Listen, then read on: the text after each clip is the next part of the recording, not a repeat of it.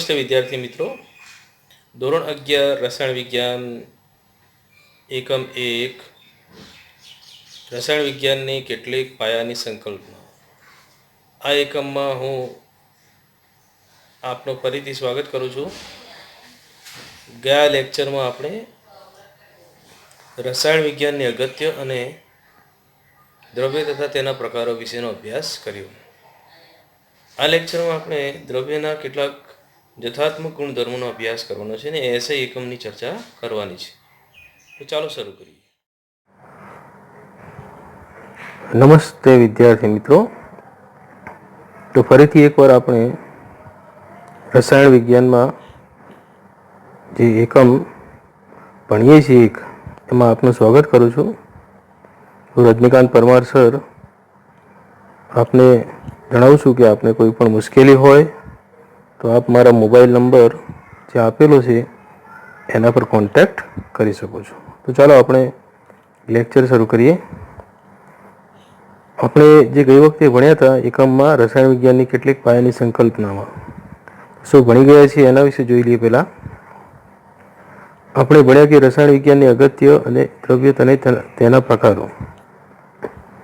રસાયણ વિજ્ઞાનની ઇમ્પોર્ટન્સ આપણે ખૂબ જ ડીપમાં ચર્ચા કરી. દ્રવ્ય અને તેના પ્રકારો, દ્રવ્ય જે છે એ કયા પ્રકારે જોવા મળે છે એના વિશે પણ ગયા લેક્ચરમાં આપણે ચર્ચા કરી. એમાં ખાસ કરીને મિત્રો આપણે મિશ્રણ અને સંયોજનમાં થોડીક વાત કરીએ કે તફાવતના મુદ્દા જે ગયા લેક્ચરમાં ન હતા સમજાવ્યા તે હું સમજાવું છું.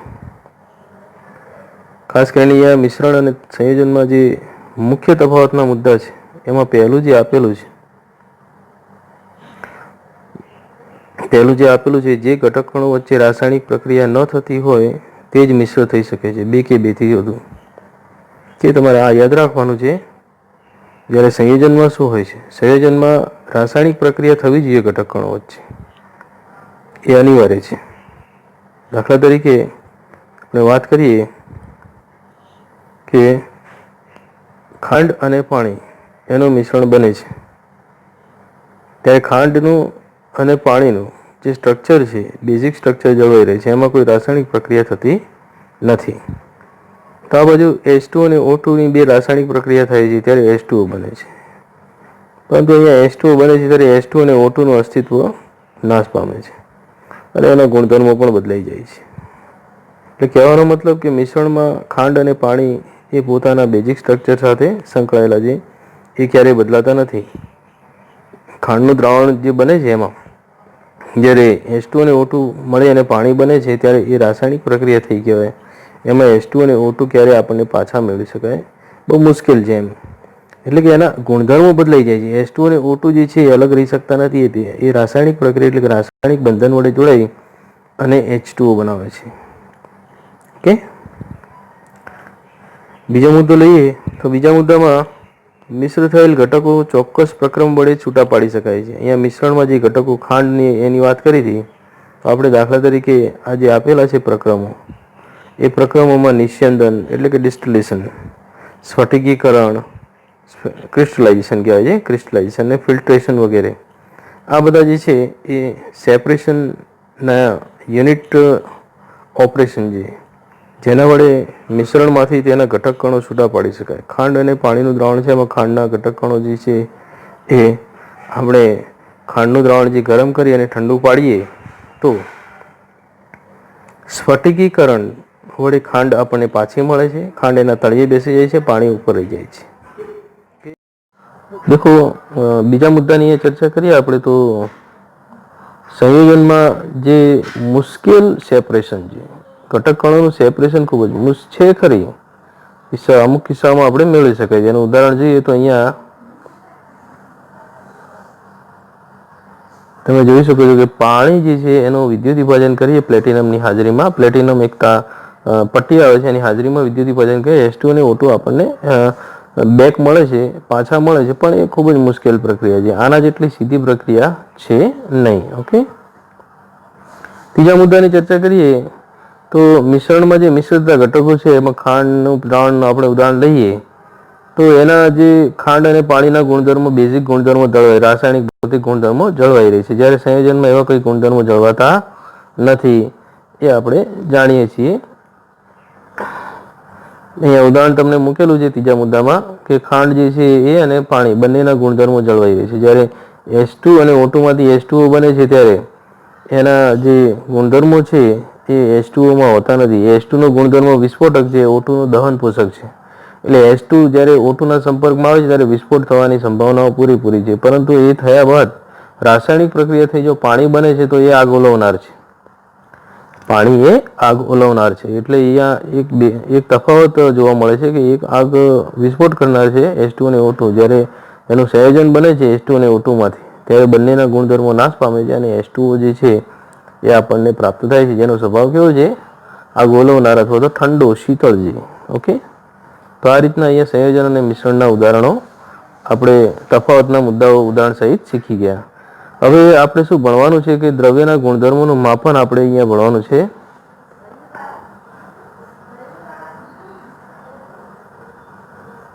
દ્રવ્યના ગુણધર્મોનું માપન આપણે જથ્થાત્મક ગુણધર્મો ખાસ કરીને જોવાના છે.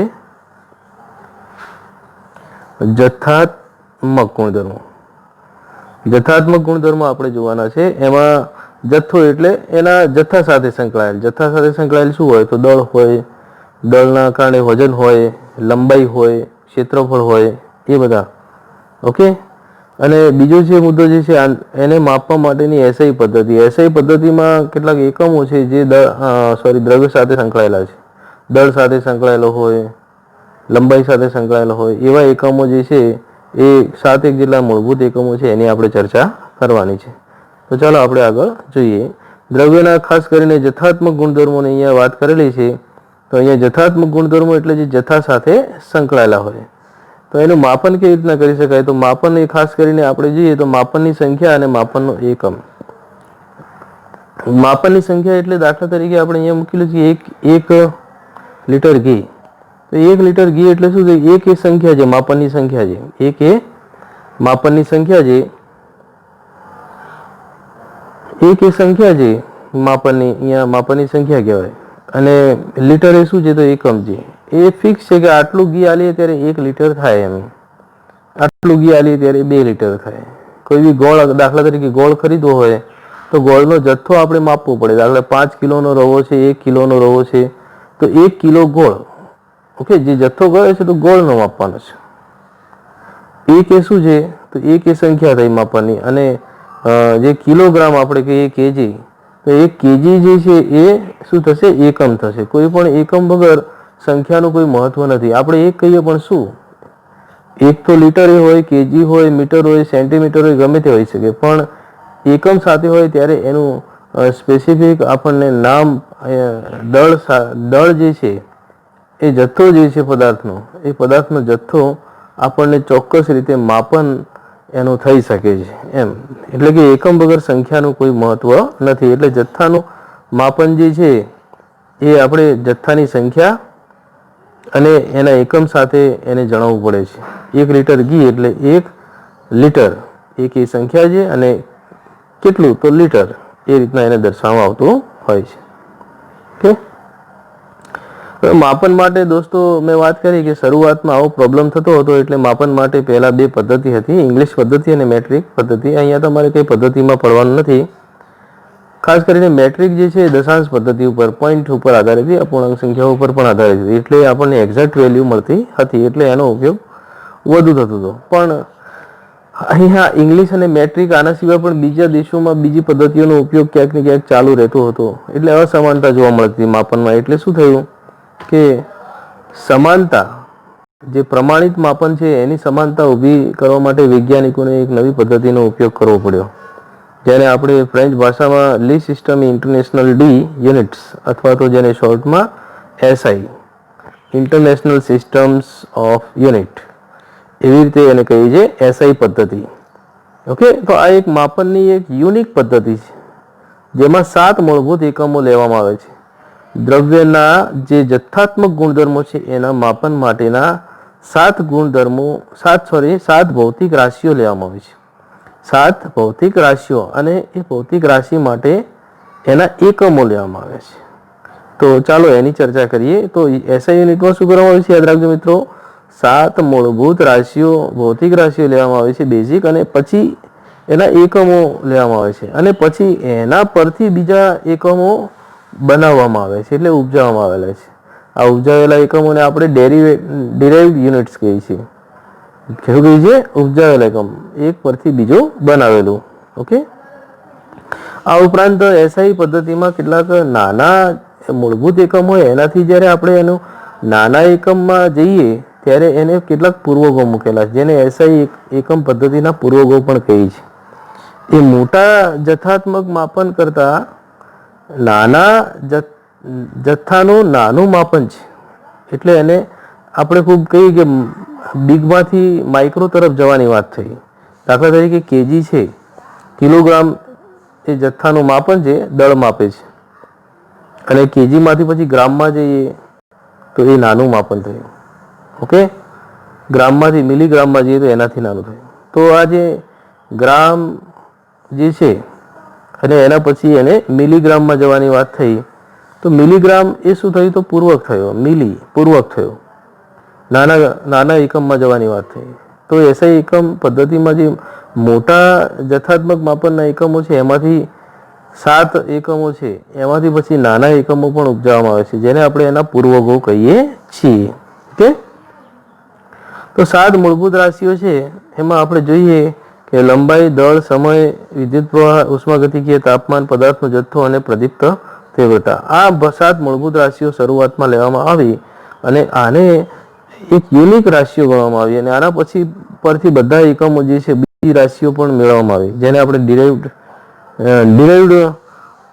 યુનિટ્સ કહીએ છીએ, જે બીજા એકમો મેળવવામાં આવ્યા. તો અહીંયા એની સંજ્ઞા મૂકેલી છે, તમે જોઈ શકો છો. આ સંજ્ઞાઓ છે. લંબાઈ માટે એલ સંજ્ઞા છે, એનું નામ શું થાય? તો એસઆઈ એકમ. લંબાઈ માટે જે એલ સંજ્ઞા છે, એસઆઈ એકમ કયો છે? આ તો એલ એ લેન્થ માટે છે. ઓકે. એનું શોર્ટ ફોર્મ લેન્થ, અને એનું એકમ જે છે માપનનું, એને મીટર વડે દર્શાવવામાં આવે છે. એટલે એસઆઈ પદ્ધતિમાં મીટર દર્શાવવામાં આવે. જો નાનો એકમ હોય તો એ એસઆઈ પદ્ધતિનો મૂળભૂત રાશિનો એકમ નથી, એ એનું કાં તો પૂર્વ હોઈ શકે. દાખલા તરીકે સેન્ટીમીટર, તો સેન્ટીમીટર એ મીટર નથી, પણ એથી નાનો એકમ છે. આગળ સેન્ટી લાગ્યું છે, આગળ લાગે એને પૂર્વક કહેવાય, એટલે એસઆઈ પદ્ધતિના પૂર્વક તરીકે ઓળખવામાં આવે. મૂળભૂત એકમ કયો?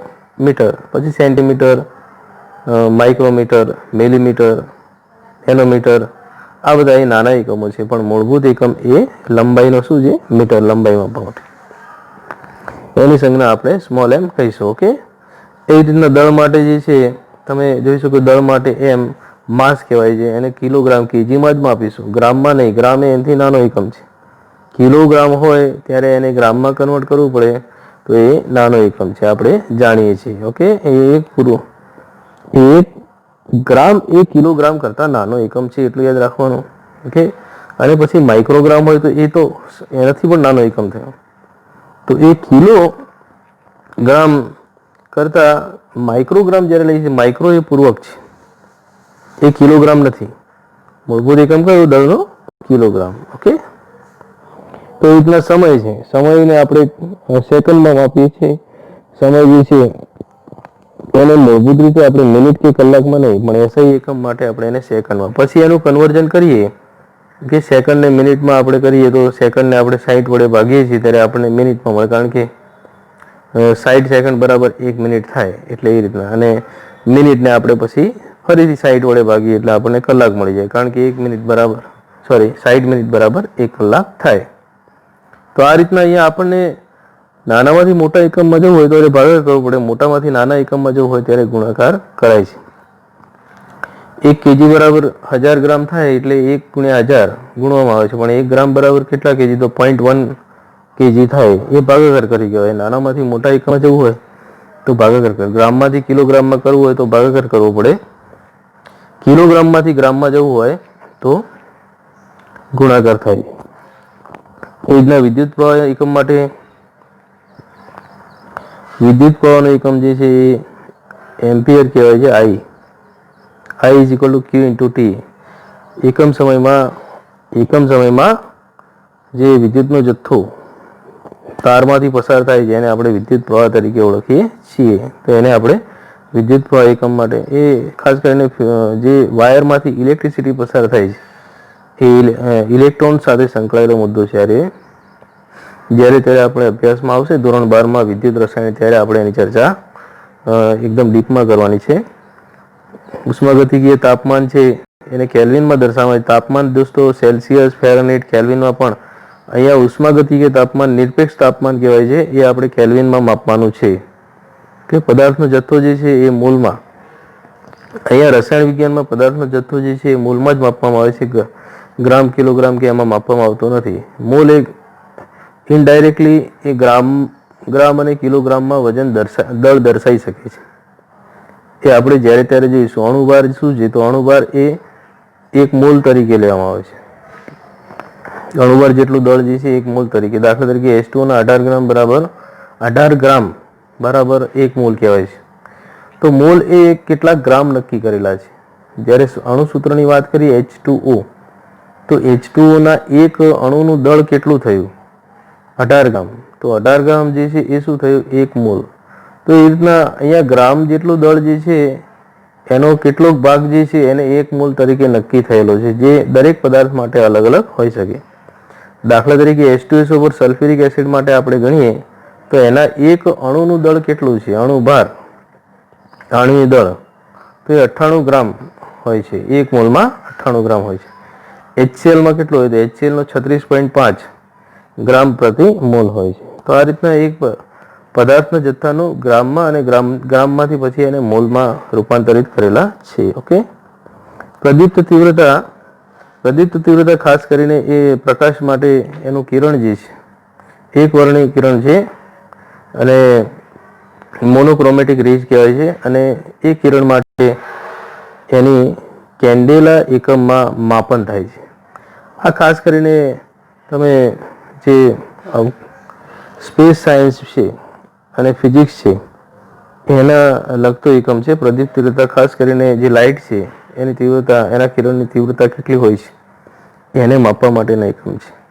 તો અહીંયા 7 એકમોની ચર્ચા આપણે અહીંયા સમજાવી તમને. એની ડેફિનેશન્સ હવે કઈ રીતના હોય છે દોસ્તો? આમાંથી 1 માર્ક્સનો પ્રશ્ન તમને ડેફિનેશનમાંથી પૂછી શકાય છે. એટલે એને ધ્યાનમાં રાખવાનું છે તમારે કે આ ડેફિનેશન્સ તમારે ગોખી દેવાની છે, કારણ કે આ પ્રયોગના આધારિત છે. આ કોઈ આપણે સાબિત કરવાની નથી. તો મિત્રો મીટરની ડેફિનેશન અહીંયા આપેલી છે તમને. મીટરની ડેફિનેશન જે છે એ ખાસ કરીને તમારે અહીંયા યાદ રાખવાનું છે કે ડેફિનેશન પૂછી શકાય છે. આ વ્યાખ્યા મીટર જે છે, મીટર એકમની વ્યાખ્યા શું થાય? તો એમાં તમારે આ આંકડો યાદ રાખવાનો છે. ઓકે. 1 સેકન્ડમાં 1/292,792,458માં ભાગ જેટલું ભાગના સમયગાળા દરમિયાન પ્રકાશે શૂન્યાવકાશમાં કાપેલ પથની લંબાઈ છે.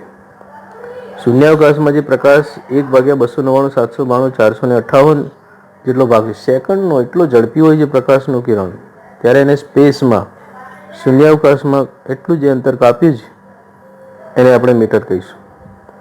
દળ માટે જોઈએ, દળનો એકમ કિલોગ્રામ છે. એને આંતરરાષ્ટ્રીય આદિરૂપ એને પ્રોટોટાઇપ કહે છે જેટલું દળ. હવે એમાં આપણે પ્લેટિનમ અને ઇરિડિયમ આ બે મિશ્ર ધાતુઓને મિશ્ર કરી અને એલોય બનાવવામાં આવી છે.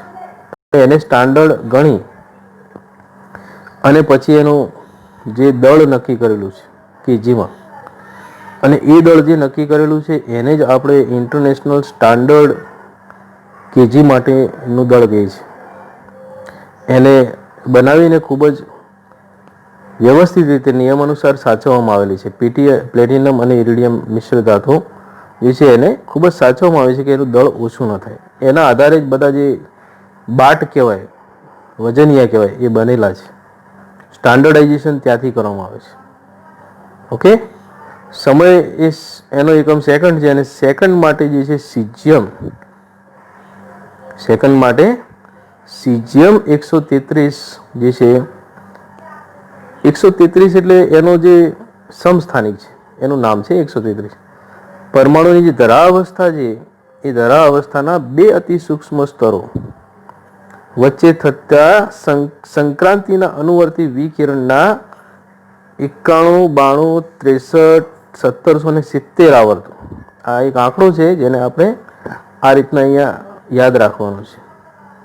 આ આંકડો છે એને યાદ રાખવાનો છે. ઓકે, અને આ આવર્તો જે છે એટલે કે કંપન થાય છે તેને આવર્ત મળે છે. તો અહીંયા આવર્ત એટલે બે ધારા સ્થિતિ, અહીંયા એક સ્થિતિ અને બીજી સ્થિતિ, એની વચ્ચે જે આમ કંપન થતું હોય છે, તો એ કંપન માટેનો જે આવર્તકાળ છે, એ આવર્તકાળ માટેનો જે સમય છે એ સીજીએમ 133 માટે જે નોંધવામાં આવે ત્યારે એને સેકન્ડ તરીકે ઓળખવામાં. પ્રવાહનો એકમ જે છે એમ્પિયર છે. એમ્પિયર બરાબર આઈ, એમ્પિયર બરાબર આઈ કહેવાય છે. એનો સિમ્બોલ છે આઈ છે. આઈ બરાબર ક્યુ ઇન્ટુ ટી. ક્યુ બરાબર વિદ્યુતનો જથ્થો અને ટી બરાબર સમય લેવામાં આવે છે સેકન્ડમાં.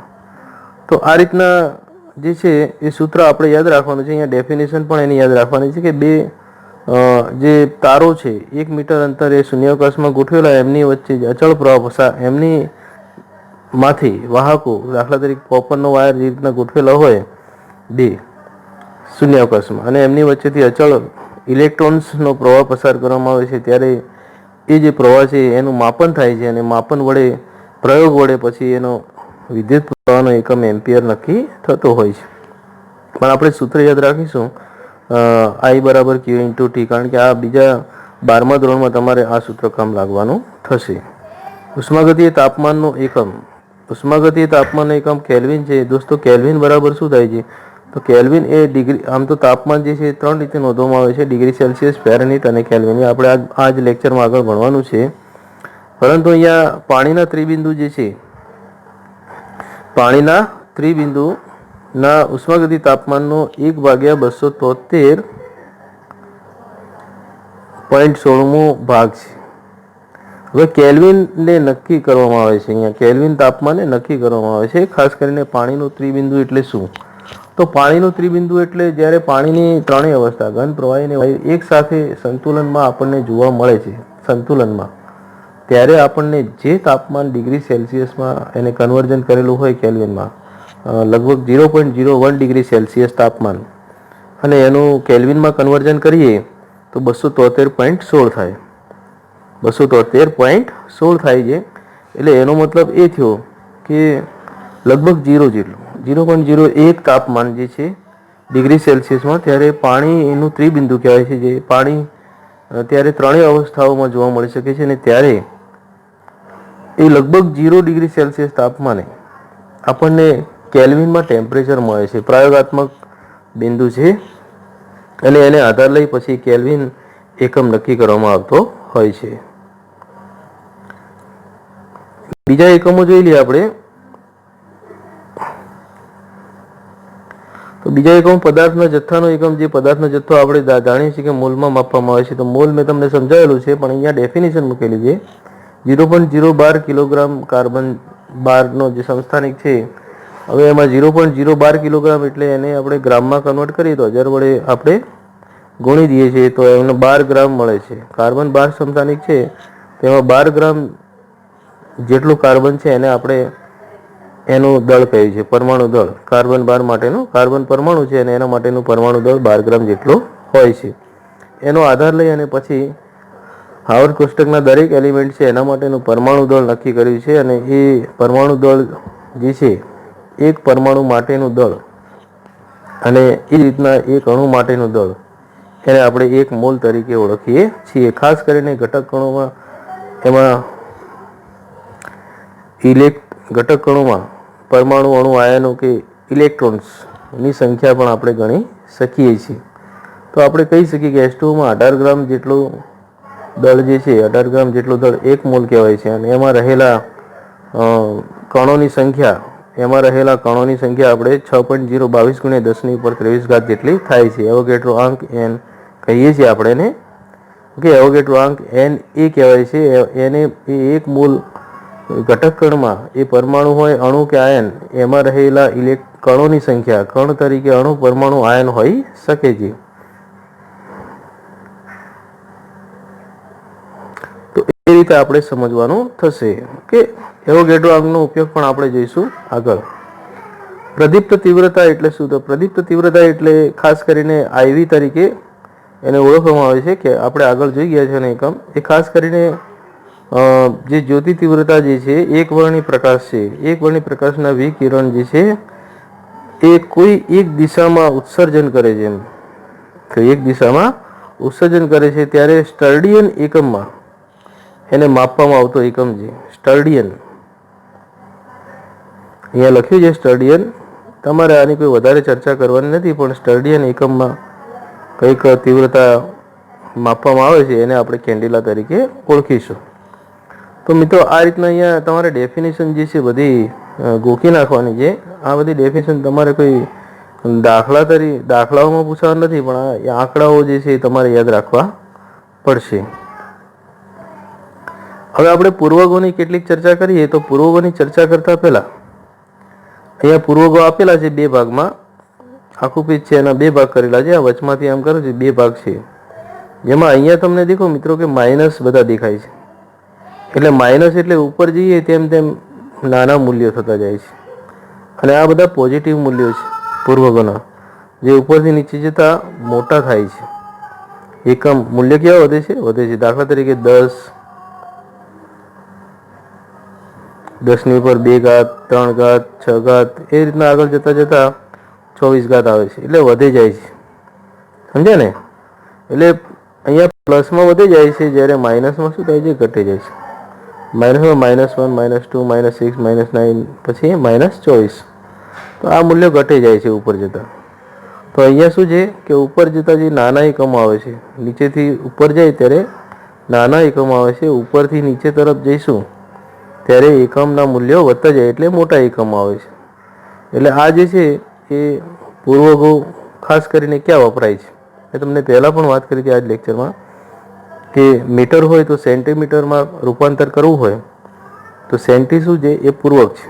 ત્યારે એ પૂર્વકનું મૂલ્ય કેટલું હોય તો આપણે એના આ પૂર્વકના કોઠા પરથી જાણી શકીએ છીએ. તો 1 મીટર બરાબર કેટલા સેન્ટીમીટર થાય? તે સેન્ટીનું મૂલ્ય આપેલું છે 10 ની ઉપર -2. હવે મીટર કરતાં સેન્ટીમીટર નાનું છે એટલે માઇનસમાં નહીં, 10 ની ઉપર 2 લઈશું આપણે. 1 મીટર બરાબર કેટલા થાય? તો 100 સેન્ટીમીટર થાય. 100 સેન્ટીમીટર. એ રીતના આપણે સેન્ટીમીટર અને ઉપરના કોઈ પણ એક એકમનો સંબંધ જો શોધવો હોય, દાખલા તરીકે સેન્ટીથી મળી નેનો વચ્ચેનો સંબંધ શોધવો હોય કે 1 સેન્ટીમીટર બરાબર કેટલા થાય, તો સેન્ટીમીટર અને આ બેનું વચ્ચેનું અંતર જોઈ લો. સેન્ટીમીટરમાં 10 ની ઉપર -2 છે અને નેનોમાં કેટલી? 10 ની ઉપર -9 છે. જેમ ઉપર જઈએ તેમ બાદબાકી કરી દેવાનું. 2 માંથી 9 એટલે 9 માંથી 2 જાય તો 7. તો 1 સેન્ટીમીટર બરાબર નેનો એનાથી નાનો એકમ થયો, એટલે કે 10 ની ઉપર 7 ઘાત થાય. 10 ની ઉપર 7 ઘાત નેનો થાય. હવે આપણે 1 મીટર બરાબર કહીએ તો 100 સેન્ટીમીટર થાય, અને 1 મીટર બરાબર નેનોમાં ગણીએ તો 10 ની ઉપર 9 ઘાત નેનોમીટર થાય. એ જ રીતના 1 મીટર બરાબર ઉપર પીકો આપેલું છે તમને, તો 1 મીટર બરાબર પિકોમીટર કેટલા થાય? ડાયરેક્ટ કહી શકીએ કે 10 ની ઉપર 12 ઘાત પિકોમીટર થાય. બે નાના એકમો વચ્ચેનું અંતર આપણે શોધી શકીએ છીએ આમાંથી. તો આ બધા જ એકમો યોક્ટો, જેપ્ટો, એટો, ફેમ્ટો, પીકો, આ બધા જ એકમો તમારે ઉપરથી નીચે તરફ લઈ જવાના છે. જેમ જેમ નીચે જઈશું તેમ તેમ મૂલ્યો વધતા જાય છે. ઓકે, અને જેમ જેમ આપણે ઉપર જઈશું તેમ તેમ મૂલ્યો ઘટતા જાય છે. એટલે પૂર્વક એકમ જે છે એના મૂલ્યો ઘટતા જાય છે. આ કોઠા પરથી તમે ગમે તે બે પૂર્વક વચ્ચેનું અંતર નક્કી કરી નાનામાંથી મોટા અને મોટામાંથી નાના. યાદ શું રાખવાનું છે કે મોટામાંથી નાનો એકમ અહીંયા નીચેથી ઉપર જઈએ તેમ નાનો એકમ આવશે, નાનો પૂર્વક આવશે, અને ઉપરથી નીચે જઈએ તેમ મોટો પૂર્વક આવશે. આટલું યાદ રાખજો. અને બીજો મુદ્દો એ યાદ રાખવાનો છે કે કોઈ પણ બે પૂર્વકો વચ્ચેનું અંતર નક્કી કરીએ ત્યારે પૂર્વક નાનો છે કે મોટો એ નક્કી કરી મોટામાંથી નાનામાં રૂપાંતર કરો છો ત્યારે ગુણાકાર કરવાનો. મોના ગુણાકાર, મોટામાંથી નાનામાં હોય ત્યારે ગુણાકાર, અને નાનામાંથી મોટામાં એટલે કે નીચેથી ઉપર જઈએ છીએ, ઉપરથી નીચેના એકમ પૂર્વક તરફ જઈએ છીએ કોઠામાં, ત્યારે કોઈ પણ બે એકમ વચ્ચેનું અંતર નક્કી કરીએ ત્યારે આપણે નાનામાંથી મોટા એકમમાં જવું હોય ત્યારે ભાગાકાર કરવો પડશે. દાખલા તરીકે કિલોગ્રામમાંથી ગ્રામમાં આપણે કન્વર્ટ કરીએ તો મોટામાંથી નાનામાં છે. 1 કિલોગ્રામ બરાબર 1000 ગ્રામ વધી ગયા એટલે ગુણાકાર થયો, 1000 વડે ગુણ્યા. પણ જો 1 ગ્રામ બરાબર કિલોગ્રામ કેટલા છે એને 1000 વડે ભાગવું પડે. ગ્રામ નાનો એકમ છે ને કિલોગ્રામ એ મોટો એકમ છે, તો 1 ગ્રામ ભાગ્યા 1000 એટલે 0.001 કિલોગ્રામ થાય. સમજ્યા? મોટામાંથી નાનામાં જવું હોય તો ગુણાકાર, નાનામાંથી મોટા એકમમાં જવું હોય તો ભાગાકાર. અને આ કોઠો સમજ્યા તમે? ઉપરથી નીચે તરફ જઈશું તેમ મૂલ્યો વધે છે, નીચેથી ઉપર તરફ જઈશું નીચેથી ઉપર તરફ મૂલ્યો ઘટે છે. અને કોઈ પણ બે પૂરકો વચ્ચેનું અંતર આપણે નક્કી કરી શકીએ છીએ. અહીંયા એક્ઝામ્પલ જોઈ લઈએ આપણે કે કઈ રીતના સમજૂતી છે. તો અહીંયા મેં કેટલાક મૂલ્યો પણ મૂકેલા છે અને કેટલાક સૂત્રો પણ જે તમે દેખી શકો છો. સૂત્રો કે મોટામાંથી નાનામાં જવું હોય ત્યારે ગુણાકાર, નાનામાંથી મોટામાં જવું હોય ત્યારે ભાગાકાર. કોષ્ટકમાં આપણે જોઈ ગયા કે મેં કીધું એમ નીચેથી ઉપર જઈશું તેમ મોટામાંથી નાના એકમ આવશે અને ઉપરથી નીચે તરફ જઈશું તેમ નાનામાંથી મોટો એકમ આવે છે. ઓકે, તો અહીંયા એક ઉદાહરણ મૂકેલું છે મેં કે 1 ડેસી બરાબર કેટલા નેનો થાય. તો ડેસી અને નેનો વચ્ચેનો તફાવત જાણવો પડે.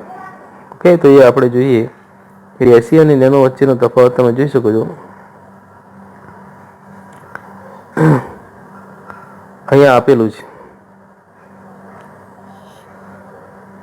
ડેસી અને નેનો,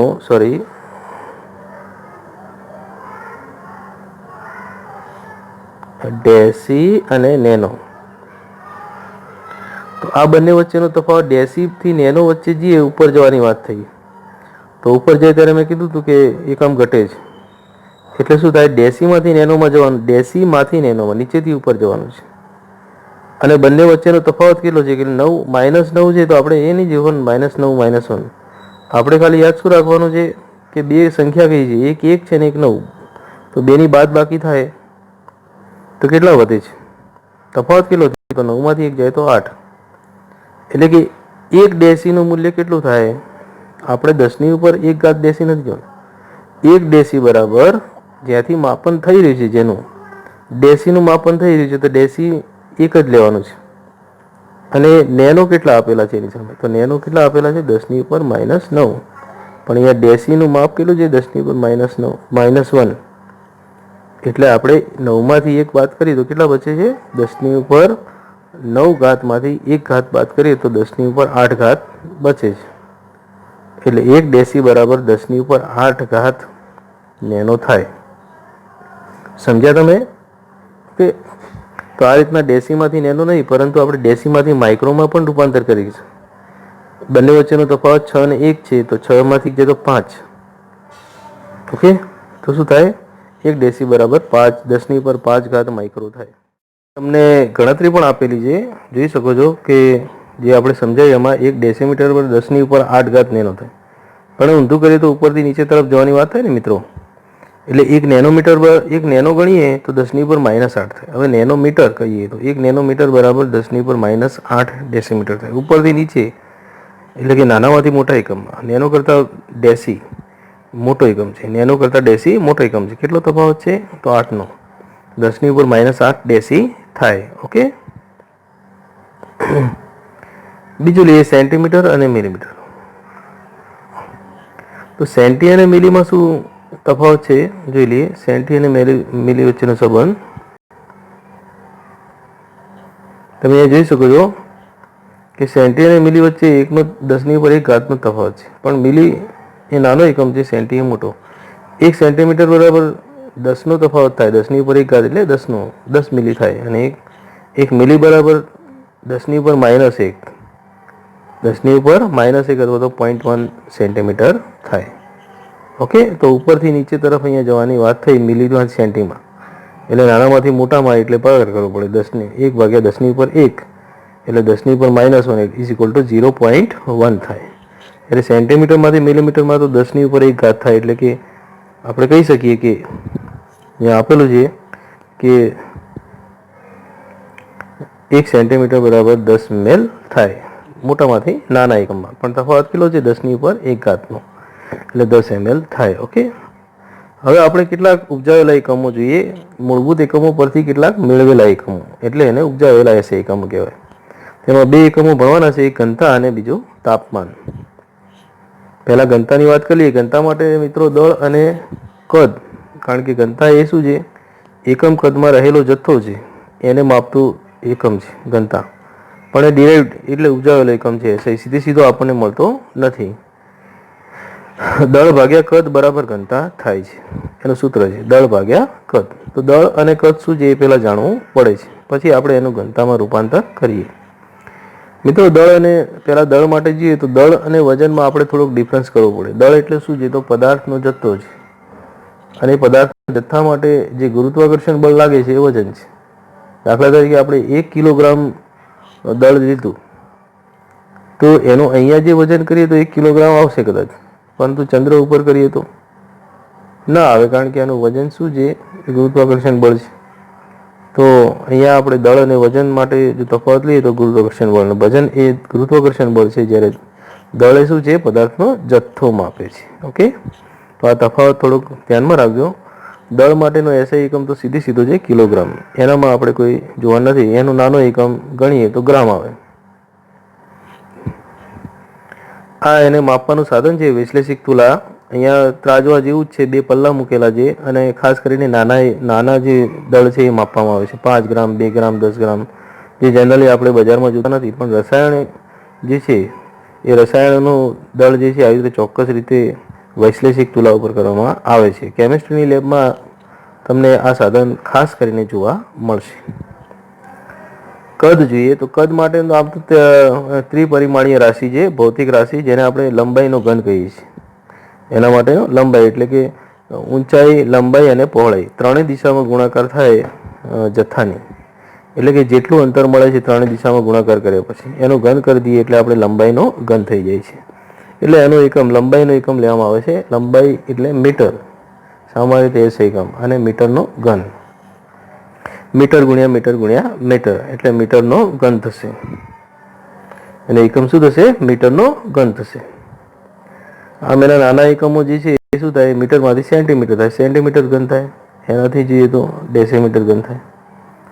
તો આ રીતના તમે એને નાના એકમોમાં રૂપાંતર કરી શકો છો. હવે કદ જે છે એ કોઈ લિક્વિડ માટે માપવામાં આવતું હોય છે, એટલે લિક્વિડ માટે ખાસ કરીને આપણે લીટર દળને કઈ રીતના લઈએ છીએ? લીટરમાં લઈએ છીએ. દાખલા તરીકે 1 લીટર છે, તો એને પછી એમએલમાં કન્વર્ટ કરીએ તો 1000 ml થાય, 1000 ml થાય. પણ પછી આગળના માપો શું થશે? તો એને આપણે અહીંયા લંબાઈના સંદર્ભમાં કરવું હોય તો એનું માપન 1000 સેમી ક્યુબ બરાબર 1 ડેસીમીટર ક્યુબ થાય છે. એ કઈ રીતના થાય આપણે એની સમજૂતી લઈએ કે 1 લીટરમાંથી આપણે 1 ડેસીમીટર ક્યુબ કઈ રીતના બને છે?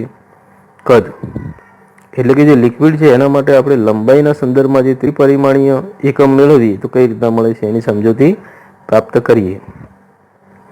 તો અહીંયા તમને દાખલા તરીકે એક માપ આપેલું છે. 10 ક્યુબ નાના ગોઠવેલા છે ત્રણેય દિશામાં, 10 ક્યુબ, અને એ રીતના 10 લેયર બનાવેલા છે. 10 ક્યુબ ગોઠવેલા છે, એની 10 લાઈનો બનાવેલી છે, અને એ રીતના ત્રણેય દિશામાં આપણે એને જોઈ શકીએ છીએ. ઊંચાઈ, લંબાઈ અને પહોળાઈ, જાડાઈ. તો આપણે કદ જે છે ત્રણેય દિશામાં માપી શકીએ. તો અહીંયા તમને આપેલું છે કે 1 લીટર બરાબર 1 decimetre cube is equal to 1000 ml અને is equal to 1000 centimetre cube. હવે ડેસીમીટર, ml અને સેન્ટીમીટર વચ્ચેનો સંબંધ આ છે. 1 સેન્ટીમીટર ક્યુબ બરાબર 1 ml થાય, એ પણ યાદ રાખવાનું છે. બીજું કે અહીંયા 1 ક્યુબ જે છે એના માટેનું ખાલી એક જ દિશામાં માપ કેવું છે? 1 સેન્ટીમીટર છે. એક લાઈનનું માપ જોઈએ તો, અને એવી 10 લાઈનો જોડીએ, કારણ કે તમે જોઈ શકો છો કે 10 સેન્ટીમીટર બરાબર 1 ડેસીમીટર મોટો એકમ છે. 10 સેન્ટીમીટર બરાબર 1 ડેસીમીટર થાય છે. તો એ અહીંયા તમને આપેલું છે કે 10 લાઈનો 1 સેન્ટીમીટરની એક લાઈન, તો 10 લાઈનો ભેગી થાય તો 10 સેન્ટીમીટર થાય એક જ દિશામાં. તો એને 1 ડેસીમીટર કહીશું. તો અહીંયા આપણે હવે જોઈએ કે 1 લીટર બરાબર શું થાય. તો 1 લીટર બરાબર 1000 ml થાય. શું થાય? 1000 ml થાય. 1000 ml એટલે શું? તો 1000 ml આપણે એટલે 10 × 10 × 10 સેન્ટીમીટરનું માપ લઈએ છીએ. દેખો મિત્રો, અહીંયાનું માપ થશે આ 10, આ 10 અને આ 10, ત્રણેયનો ગુણાકાર. એટલે કે કેવું થશે? 10 સેન્ટીમીટર, 10 સેન્ટીમીટર અને 10 સેન્ટીમીટર. એટલે કે ત્રણેયનો ગુણાકાર થઈ અને સેમીનો ક્યુબ થઈ જશે. એટલે આનો જવાબ કેવો આવે? સેમી ક્યુબ આવશે. આગળ જતા 10 સેમી બરાબર 1 ડેસીમીટર થાય. 10 સેમી બરાબર 1 ડેસીમીટર. તો આ 10 સેન્ટીમીટર, 10 સેન્ટીમીટર, 10 સેન્ટીમીટરનો ગુણાકાર છે 3 વખત થયેલો. એને આપણે આ રીતના દર્શાવી શકીએ. 1 ડેસીમીટર, 1 ડેસીમીટર, 1 ડેસીમીટર એટલે 1 ડેસીમીટરનો ક્યુબ થશે. એટલે 1 લીટર બરાબર 1000 ml બરાબર 1000 સેન્ટીમીટર ક્યુબ બરાબર 1 ડેસીમીટર ક્યુબ થાય છે. ઓકે. અને વચ્ચે અહીંયા સમજૂતી આપેલી છે. તમે બીજી સમજૂતી સોરી કે 1 સેન્ટીમીટર ક્યુબ બરાબર 1 ml થાય. અહીંયા 1 સેન્ટીમીટર ક્યુબ જે છે એનું માપ કેટલું છે? 1 ml. 1 ક્યુબનું માપ 10 ક્યુબ નહીં, અહીંયા લાઈનમાં જે ગોઠવેલા છે એમાંથી એક જ ક્યુબ લેવાનો છે. એનું માપ 1 ml. તો એવા 10 સેન્ટીમીટર, 10 સેન્ટીમીટર, 10 સેન્ટીમીટર 3 વાર ગુણાકાર કરીએ તો 1000 સેમી ક્યુબ થાય. ઓકે. તો અહીંયા કેટલા થાય? 1 સેમી ક્યુબનું માપ આપણે 1 ml લઈએ છીએ. તો આ ત્રણેયનો ગુણાકાર થઈ 1000 cm ક્યુબ થાય. તો એનો મતલબ કે 1000 ml થાય છે. તો અહીંયા આ રીતના 1 લીટરમાંથી 1 ડેસીમીટર ક્યુબ, એમાંથી 1000 ml અને 1000 સેમી ક્યુબ કઈ રીતના થાય છે એ ત્રિપરિમાણીય એકમ જે કદનો છે એ લીટરમાંથી સેમી ક્યુબ તરફ જવાની વાત. એટલે જે દળનો એકમ લીટરમાં મપાય છે એને અંતરના એકમ તરીકે આપણે કન્વર્ટ કરી શકીએ છીએ. એટલે કદનો જે એકમ છે એ ત્રિપરિમાણીય રાશિ તરીકે છે. એને લંબાઈનો ઘન તરીકે ઓળખવામાં આવે છે. કદને માપવા માટેના સાધનો અહીં દર્શાવે છે. તમને બ્યુરેટ, પીપેટ, અંકિત નળાકાર અને કોનિકલ જે મેઝરિંગ ફ્લાસ્ક કહેવાય છે, કદ માપક ફ્લાસ્ક. તમે આ બધું જે છે એ લેબોરેટરીમાં જોશો ત્યારે આપોઆપ ખ્યાલ આવી જશે.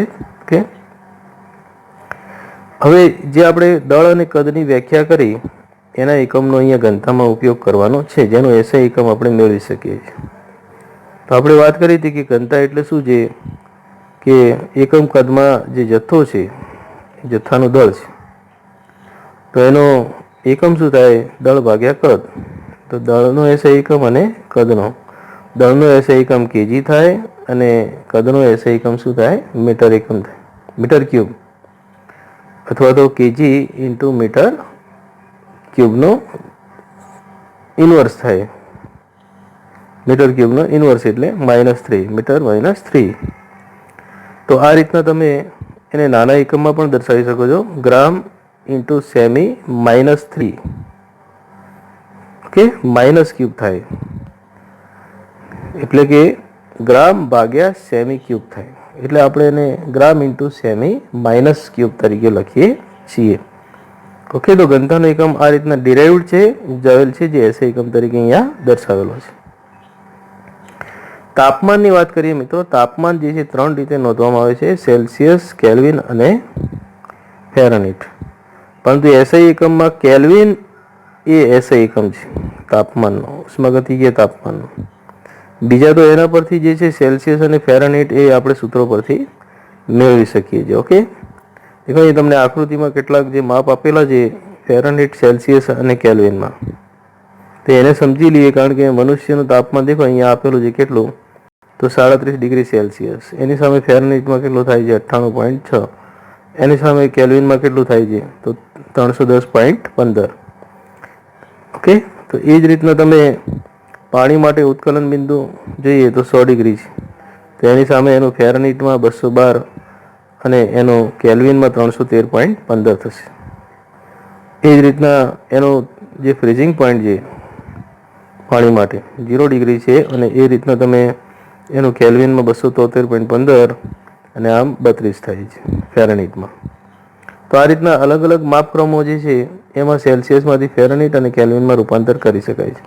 પણ એસઆઈ એકમ જે છે એ કેલ્વિન છે અને એનો સેલ્સિયસ સાથેનો સંબંધ છે અને ફેરનહીટનો સેલ્સિયસ સાથેનો સંબંધ, બંનેના સેલ્સિયસના કેલ્વિન અને સેલ્સિયસના ફેરનહીટ સાથેના સંબંધોના આપણી પાસે ગણતરી માટેના સૂત્રો છે, જેથી આપણે એકમાંથી બીજામાં એનો મૂલ્ય મેળવી શકીએ છીએ. અહીંયા તમે બંને સૂત્રો આપેલા છે કે ફેરનહીટ અને સેલ્સિયસનો સંબંધ આપેલો છે અને કેલ્વિન અને સેલ્સિયસનો સંબંધ આપેલો છે. તો અહીંયા ફેરનહીટ અને સેલ્સિયસ વચ્ચેનું એક ઉદાહરણ તમને મૂકેલું છે અને અહીંયા કેલ્વિન અને સેલ્સિયસ વચ્ચેનું એક ઉદાહરણ મૂકેલું છે. તો જોઈ લઈએ આપણે.